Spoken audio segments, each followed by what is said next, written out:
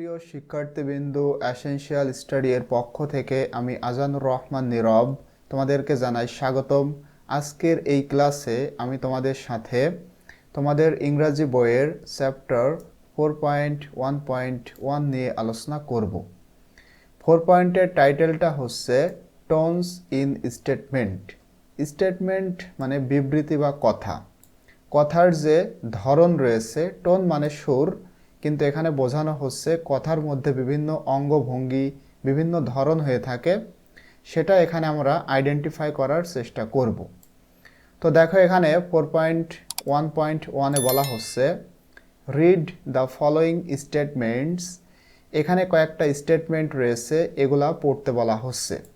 And এবং choose one answer from the alternatives.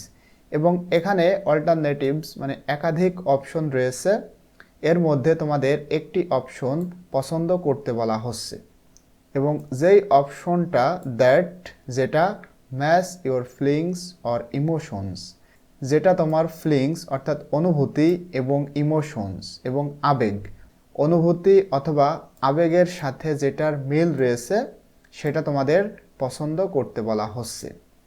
দেন তারপর explain why you think so. তারপর তোমাদের এক্সপ্লেইন করতে হবে, অর্থাৎ ব্যাখ্যা করতে হবে কেন তুমি এটা চিন্তা করছো, মানে তুমি যেটা পছন্দ করছো সেটা কেন পছন্দ করছো সেটাও তোমাদের এক্সপ্লেইন করতে হবে। ফাইনালি অবশেষে share your response with the class. তারপরে ফাইনালি তোমাদের এটা ক্লাসে শেয়ার করতে হবে। তো এখানে দেখো 3টা প্রশ্ন রয়েছে। এ নম্বরে বলা হচ্ছে why did the math book look sad. কেন এই যে ম্যাথ বুক অর্থাৎ অঙ্ক বই, এটা খারাপ লাগছিল। এখানে স্যাড মানে দুঃখ, কিন্তু এখানে বোঝানো হয়েছে খারাপ। খারাপ দেখাচ্ছিল কেন, মানে এমন দেখাচ্ছিল যেটার কারণে তোমার মধ্যে একটা স্যাড ফিলিং কাজ করছে। কেন?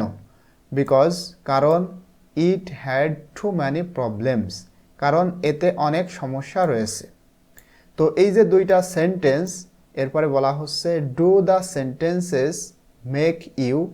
এই যে 2টা সেন্টেন্স, এই সেন্টেন্সগুলা মেক ইউ তোমাকে কি স্যাড, হ্যাপি, এক্সাইটেড অর হিউমোরাস। হিউমোরাস মানে হাস্যকর। এই সেন্টেন্সগুলা তোমাকে কি স্যাড করে তোলে মানে দুঃখিত করে তোলে, হ্যাপি করে তোলে মানে সুখী করে তোলে, এক্সাইটেড মানে উত্তেজিত, কিন্তু এখানে বোঝানো হচ্ছে আনন্দিত করে তোলে, অথবা হাস্যকর করে তোলে। তো এর মধ্যে থেকে তুমি যে কোনো একটি পছন্দ করতে পারো, তোমার ইচ্ছা মতো তুমি এটা করতে পারো। যেটাই পছন্দ করবা না কেন, তারপরে why do you think so, কেন তুমি এটা পছন্দ করছো, মানে এইটা যে তুমি পছন্দ করছো কেন, সেটা তোমাকে ব্যাখ্যা করতে হবে। তো এটা তোমরা কিভাবে লিখতে পারো দেখো, আমি একটু দেখিয়েছি। এখানে আমি অলরেডি লিখে রেখেছি। এ নম্বরের অ্যান্সারটা আমরা বলবো this sentence makes me sad.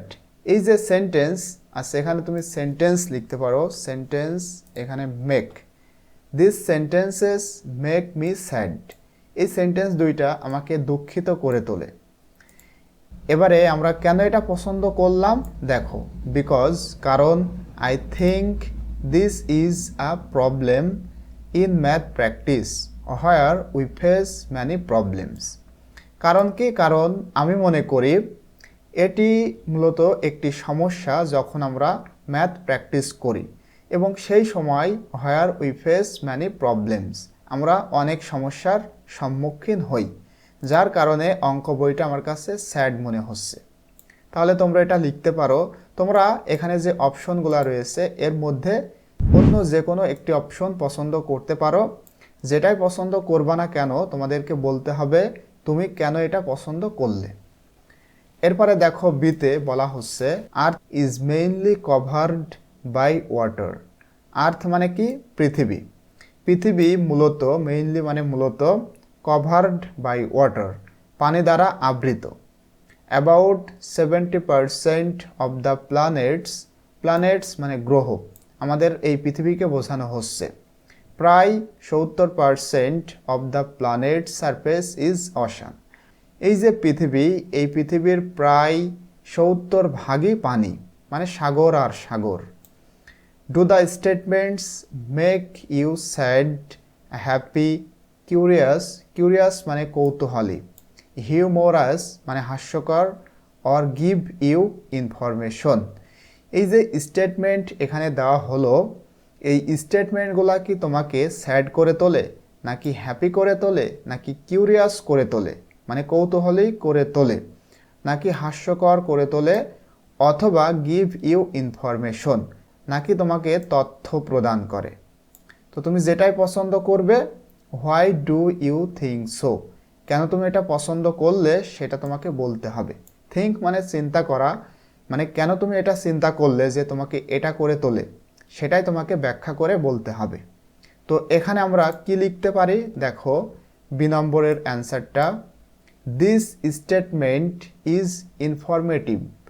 আমি মনে করি এই যে স্টেটমেন্ট এখানে দেওয়া হয়েছিল এটা মূলত ইনফরমেটিভ মানে তথ্যমূলক। বিকজ কারণ, I think this factual information informs me about the water coverage of the earth and এক্সপ্যান্ডস my knowledge. কারণ হিসেবে আমি কি লিখেছি, আই থিঙ্ক আমি মনে করি, দিস ফ্যাকচুয়াল ইনফরমেশন এই যে বাস্তব তথ্য, ফ্যাকচুয়াল মানে বাস্তব, ইনফরমেশন মানে তথ্য, ইনফর্মস মি আমাকে তথ্য দেয়, about the water coverage of the earth মানে পৃথিবী মূলত পানি দ্বারা আবৃত, এই বিষয়ে আমাকে তথ্য প্রদান করে, অ্যান্ড এবং এক্সপ্যান্ডস মাই নলেজ এবং আমার জ্ঞানকে প্রসারিত করে। তাহলে কারণ হিসেবে তোমরা চাইলে এটা লিখতে পারো, অথবা তোমাদের মতো করেও একটি লিখতে পারো। এরপরে দেখো সি নম্বরে বলা হচ্ছে, the capital of Greece is Athens, মানে গ্রিসের রাজধানী Athens, and it is known for its rich history, এবং এটা মূলত নোন মানে পরিচিত, ফর ইটস রিচ হিস্ট্রি এটার সমৃদ্ধ ইতিহাসের জন্য, অ্যান্ড কালচারাল হেরিটেজ এবং সাংস্কৃতিক ঐতিহ্যের জন্য। তো বলা হচ্ছে, do this statements give you any information or make you curious, smile smile or happy. এই যে স্টেটমেন্টসগুলো দেওয়া হলো, গিভ ইউ অ্যানি ইনফরমেশন এটা কি তোমাকে কোনো তথ্য প্রদান করে, অথবা মেক ইউ কিউরিয়াস নাকি তোমার কৌতূহলী করে তোলে, স্মাইল নাকি হাস্যকর করে তোলে, অথবা হ্যাপি নাকি খুশি করে তোলে। তো যেটাই করে তোলে না কেন তোমাকে বলতে হবে, why do you think so, কেন তুমি এটা চিন্তা করছো। তো এটার অ্যান্সার আমরা কি লিখতে পারি দেখো, সি নম্বরের answer, this statements give me a sense of information.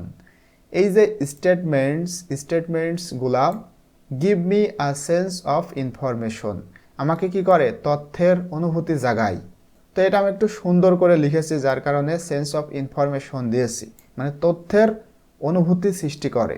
Because কারণ, আই থিঙ্ক আমি মনে করি, factual details about a place মানে কোন একটা স্থানের সম্পর্কে যে বাস্তব ঘটনা, মেক মি কিউরিয়াস আমাকে কৌতূহলী করে তোলে, অ্যান্ড এনকারেজ ফার্দার এক্সপ্লোরেশন এবং উৎসাহিত করে আবারও অন্বেষণ করতে। তাহলে তোমরা এটা লিখতে পারো, এছাড়াও তোমরা তোমাদের মতো করেও লিখতে পারো। আচ্ছা, আমার কণ্ঠ নাকি তোমরা বুঝতে পারছো না, অ্যাকচুয়ালি আমি বুঝতে পারলাম না যে আসলে আমি তো খুব মানে আমার যতটুকু সম্ভব আমি সুন্দর করে ভিডিও করার চেষ্টা করি, তারপরেও যদি তোমরা বুঝতে না পারো তাহলে আর কি করার। আমার কণ্ঠ অনেকেই তোমরা বলতেছো যে আমার কণ্ঠ নাকি সুন্দর না। তো একজন কমেন্টে অলরেডি বলেছে যে স্যার আপনার চেহারা অনেক সুন্দর কিন্তু আপনার কণ্ঠটা মোটের উপরেও সুন্দর না। অ্যাকচুয়ালি আমার কণ্ঠ যে সুন্দর না, তো এর জন্য কি আমি নিজে দায়ী? আমার কি ক্ষমতা আছে কণ্ঠ সুন্দর করার? আল্লাহ যেমন দিয়েছে এটাই। তো তোমাদেরকে বলতে চাই, তোমাদের যাদের আমার কণ্ঠ ভালো না লাগে তারা প্লিজ আমার ভিডিও স্কিপ করতে পারো। ইউটিউবে অসংখ্য মানুষ ভিডিও করতেছে, তোমাদের যাদের ভিডিও ভালো লাগবে তোমরা সেটাই দেখবে।